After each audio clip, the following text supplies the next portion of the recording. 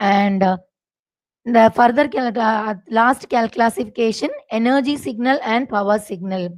So for the energy signal, it has a finite energy and zero average power. And for the power signal, it has finite average power and infinite energy. So looking at into the equation, so E is the energy signal, so it lies between 0 and infinity because it is with the finite energy. So finite in the sense it should not reach the infinity.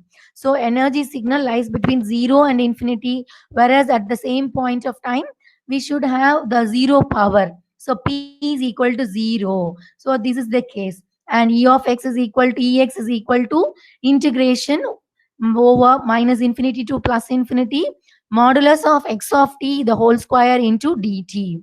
So if we want to calculate our energy signal for the discrete domain, then in that case the integration should be replaced with summation signal. That's all. And for the power calculation, 1 by t integration over the t and modulus of x of t the whole square into dt. And capital T is any period of the signal. And similarly here also the integration will be replaced by summation if you are dealing with the discrete